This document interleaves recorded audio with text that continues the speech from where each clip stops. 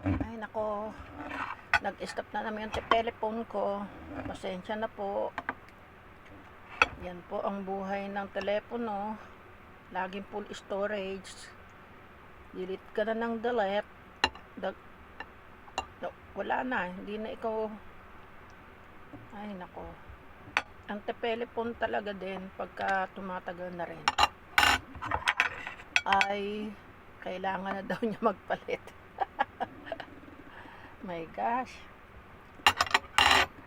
Kain po tayo mga kumami. Thank you po kay Lord. Salamat sa iyo, Lord. Marami po salamat sa mga pagkain.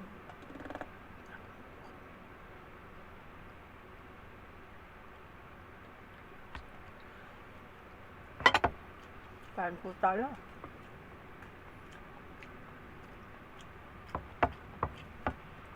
Credit kay Bernard. Dala po niya yung isang piraso na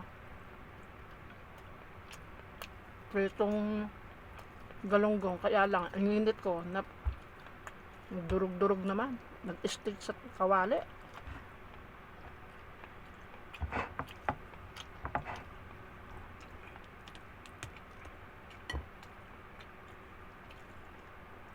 Sabi daw, oy, bumili ka na ng kawali. Yung mamahali.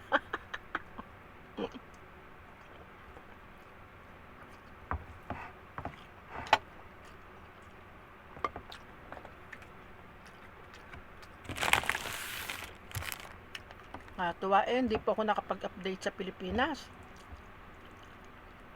Ang lakas pala ng ulan dyan nung nakakaraang araw at gabi. Ay kahapon naman po.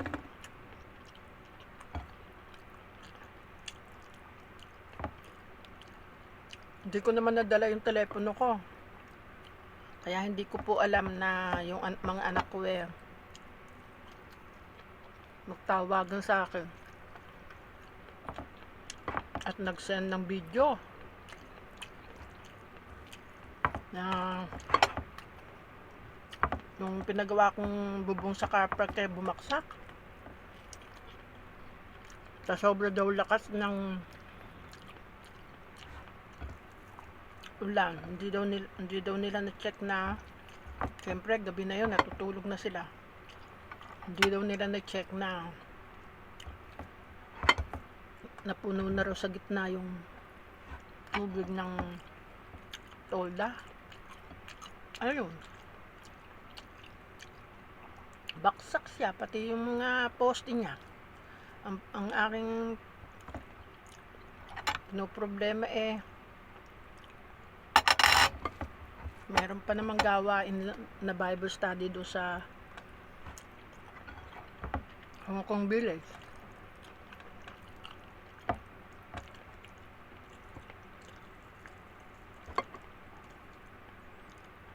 Bukod sa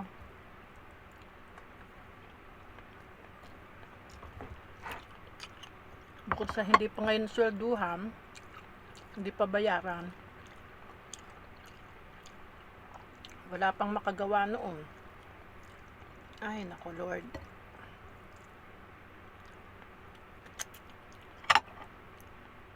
Tapos ngayon sinasabing yung parauta aktibo na.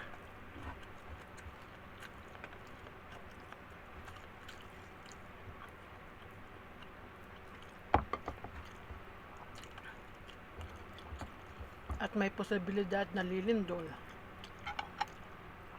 Kaya tayo po ingat-ingat po dyan sa Pilipinas.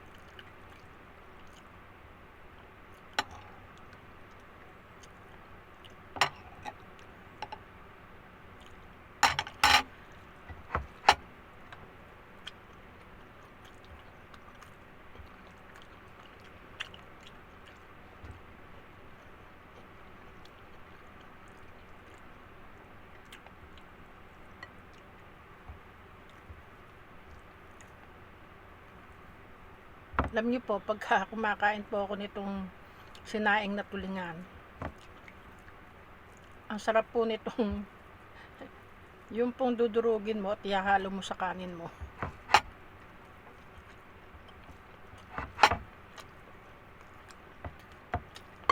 Ganyan po akong kumain, mga kamami.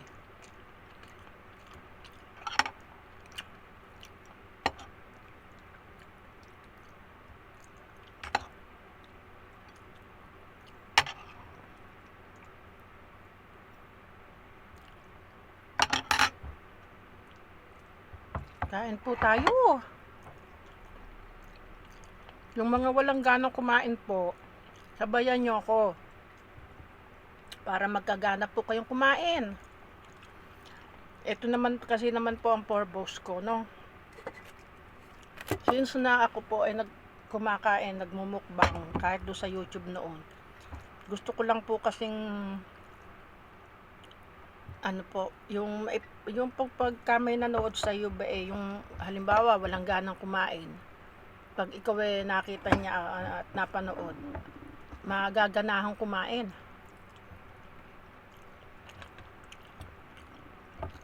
Kaya lang po, hindi po ako yung katulad ng mga mukbanger na Diyos ko, kadami-dami pagkain, my God. Kakatakot po yun.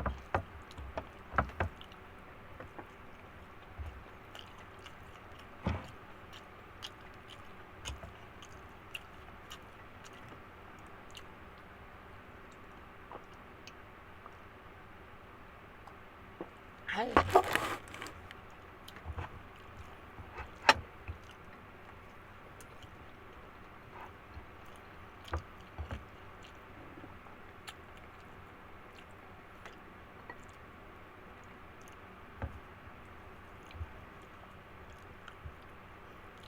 Kayo po, kamusta na?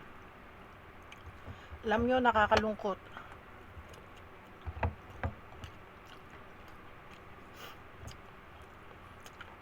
Ito po, ebidahan lang po, no?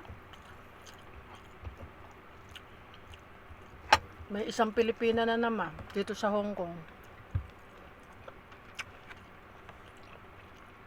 Nakakalungkot kasi bakit po? Biro mo, pagpunta mo dito, malakas ka, healthy ka. Pumunta ka lang dito sa abroad para lang po kayo makasustento o para sa living ng pamilya nyo at sa inyo rin po, diba? Sa kinabukasan. Ang problema, merong hindi po talaga sinuswerte pag nag-abroad. Animinin po natin talaga yan. Hindi ko akalain dito din sa Hong Kong may mga ganito pong mga pangyayari. Biro mo po napanood ko po doon kay Brian, isang vlogger dito na isang taga Cagayan po, ang taga Cagayan de Oro po, nauuwi na yung bangkay. Ang labi ni nung isang kababayan natin na ito daw kasi hinintay pa yung autopsy na nagpatiwakal daw, pero imposible daw. Paano magpapatiwakal? Meron pong hindi maunawaan kung bakit may parang yung sakal po na sinakal ang OFW po, yung kabayan natin, sinakal, tapos nilagay po siya sa car ng kanyang amo at doon siya natagpuan.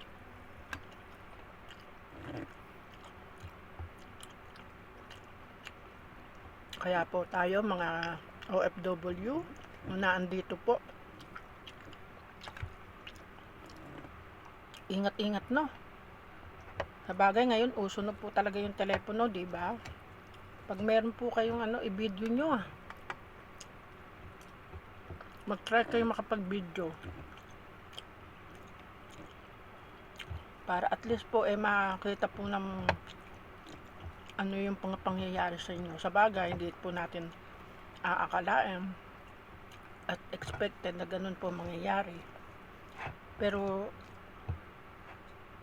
sana makagawa kayo ng paraan para po kayo magkaroon po ng mga ebidensya. Halimbawa, merong ginagawa sa inyo ang tao mapaamon yan o mga ibang mga tao na sa paligid natin. Kung meron po kayong daladalang telepono, i-video mo po. Tulad ng nangyari doon sa mga Pilipina na nandito sa Hong Kong na nakapag-video sila habang sinasaktan sila ng kanilang amo, di ba?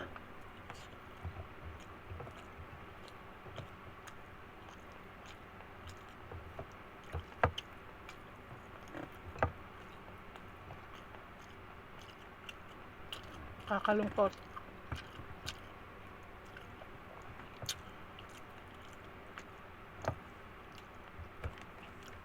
Ang nangyayari po. Alam nyo, sunod-sunod ng mga pangyayari dito sa Hong Kong. Nung araw, hindi naman ganitong kalala. Ngayon po, sobrang lala.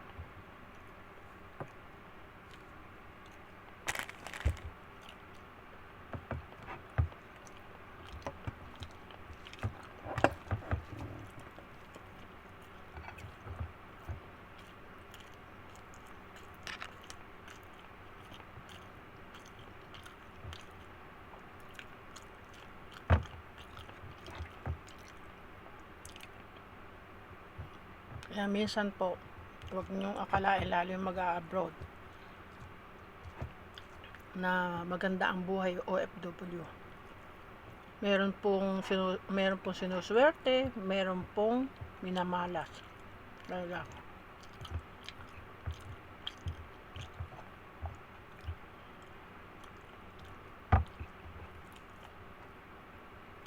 Kaya ingat-ingat po tayo.